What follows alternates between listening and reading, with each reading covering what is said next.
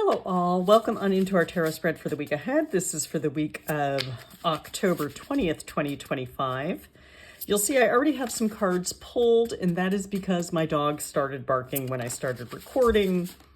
And yeah, it was interrupted my peace and focus, and I'm sure it would have interrupted your peace and focus too, so let's hope they stay quiet. Proud of myself for actually getting this done on a Sunday, so we'll know the full energy of the week ahead. This week I'm using the Antique Anatomy Tarot in accordance with my spooky season theme. We've seen this one before. I got this deck at the Unreliable Narrator in Rochester, New York in the Village Gate, and I just liked to say that because I love the name of the store. The store was fantastic. Amazing selection of books, but also tarot decks, oracle decks, all of that sort of stuff. And the Antique Anatomy Tarot is by Claire Goodchild. And got two more cards to pull. And I was saying in my other recording, I don't often talk about the stuff that I put over here in the right corner. But today, I've got the little statuette here is a chalkware statuette from, I believe, the early 1940s.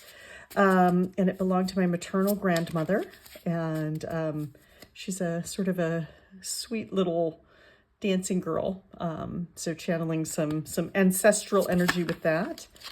And I have this, I don't know if you remember, I forget what tea brand it is it Red Rose Tea?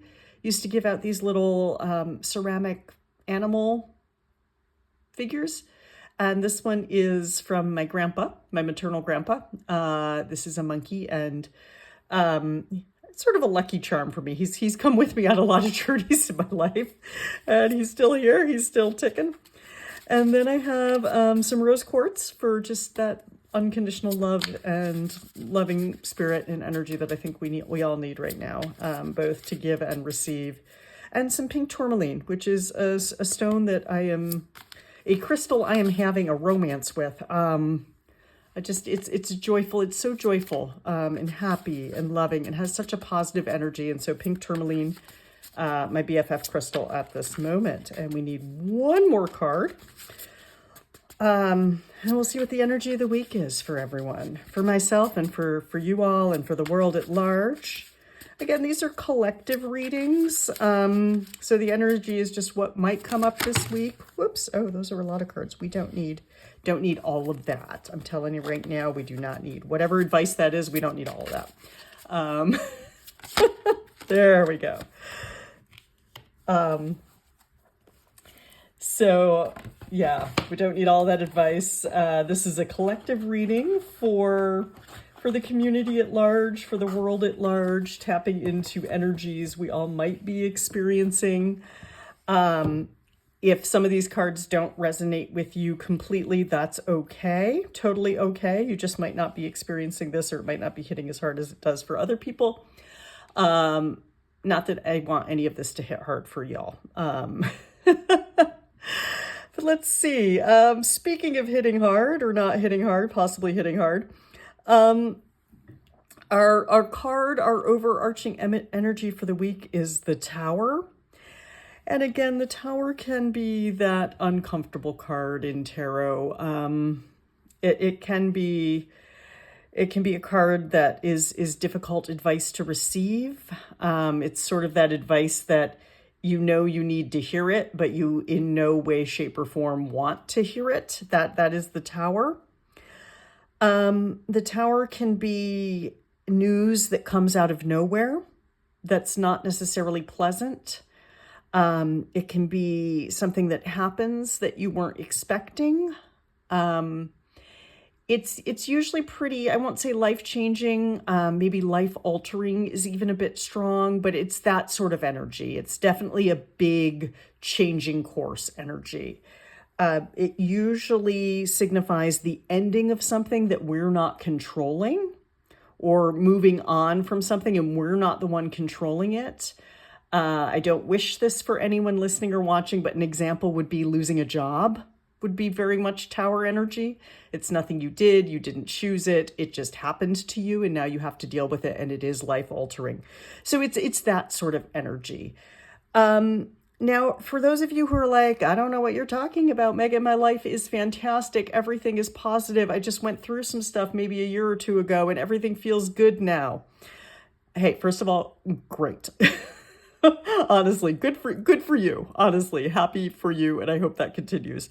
So if the tower does not resonate with you in an overarching theme, or as a theme for the week, or an energy you're dealing with, it could be that this is just the world energy for you. Maybe because we're tuning into world energy, community energy at large. This could just be the vibe of the world right now. It could also be, I heard this interpretation of a tower once, of the tower, and I believe it was Bridget Esselmont of Biddy Tarot. And it's also could be, what do you need to disrupt in your life? Like what really isn't working in a way that you can't just wait for it to run its course? Like, what do you need to disrupt? What changes do you need to make in order to move on to something better?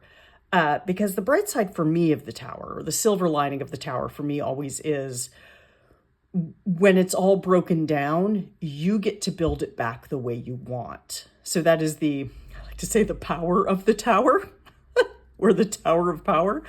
But the power of it is, the bright side of it, the silver lining of the tower is that you are in control. You're not in control of what has happened, but you are in control of how you proceed with it. And so that's our theme. That's our sort of energy for this week. For Monday, we have the 9, it's called the Blades, Suit of Blades in this deck. So this would be our 9 of Swords. And again, this tells me that whatever this energy is, the tower energy that we're feeling, there's probably a lot of anxiety or worry or ruminating on all possible scenarios and all possible things that are happening and could happen.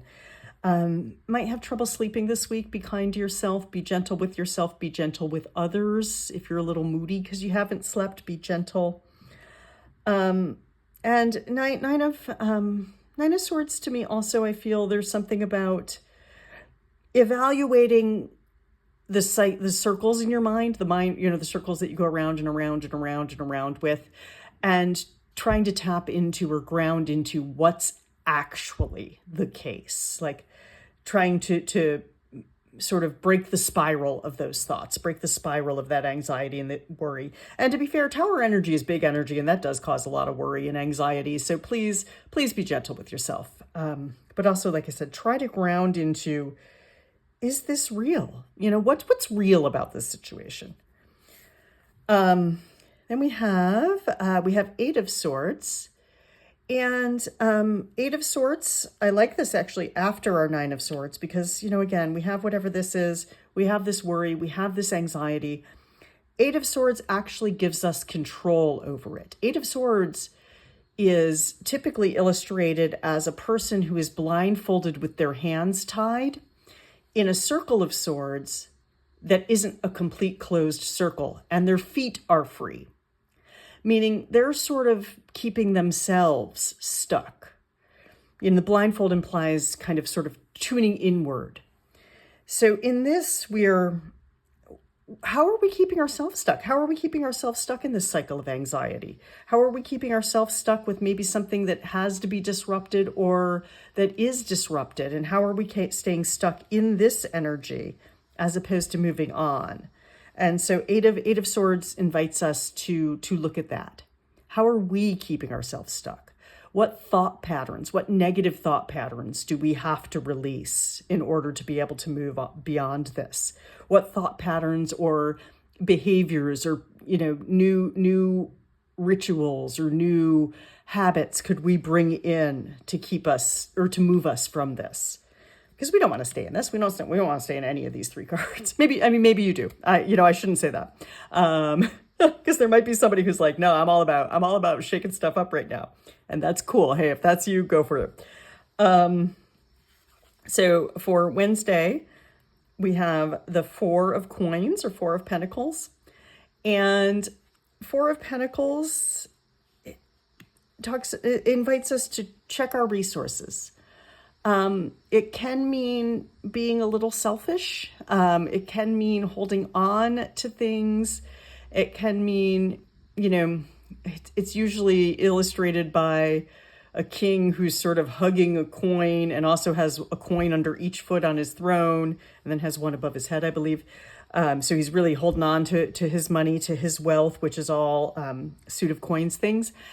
I actually think that in this it can also do with our physical health. And I think given these three cards, Four of Coins is telling us to be a little selfish, quote unquote, with our energy, with our physical time, with our resources, not necessarily our money, but to be selfish with our time, our energy, our physical output, it's not really a suit of mental emotions, but like time is a resource, energy is a resource. Be gentle with yourself and be selfish. If you need to set some boundaries to conserve, if you need to set boundaries to conserve, if you need to say no, if you need to be very careful about what you take on in the end of the week. Four of Coins is telling us that right now, because this is a lot. We're trying to get unstuck here, not take on more to keep us where we are. And again, I don't mean selfish, like nasty selfish. I mean like selfish as in self-preservation. Maybe that's a better way to say it. Taking care of ourselves. We have, for Thursday, we have Justice coming back. I feel like we've had a lot of Justice lately, or Justice popped up a couple of times. Justice is, maybe when this settles down, maybe when we've cleared a little bit of this, or we're doing the work to conserve the energy, we have time to reflect on what's true for us. What's true? What do we value? What's true? What's fair? And how can we find a balance between maybe what's going on in the world and what's true and right for us? It can be maybe an evaluation of your own codes of morality, your own codes of truth, your own codes of, there's a V word that's not coming to me. Sorry. We'll stick with truth and morality. Values, that's the V word. There is an energy of, what's true for you? What do you value? What are you willing to fight for? There's a little bit of that spirit in Justice of, the truth, fighting for the truth, fighting for what you value, fighting for what you stand for, but also with a balance, trying to find some balance there. That is Justice for Thursday. For Friday, we have the Sun. Oh, hey, here comes the Sun, little darlings. Here comes the Sun. So we have, for Friday, we have the Sun, which really is about brightness, love, goodness, letting everything shine, accepting yourself as you are and loving yourself, deep love for yourself, deep love for others. Quite literally, I think there's also, I always like to think of it as an excuse or a kind of nudge to actually get out and enjoy the sun, enjoy the good weather. If there's good weather where you are, maybe just get out in nature anyway, even if it's not the best weather.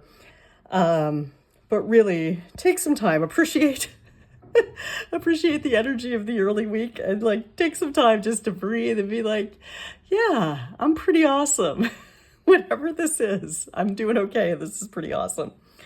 And Saturday, we have Six of Cups.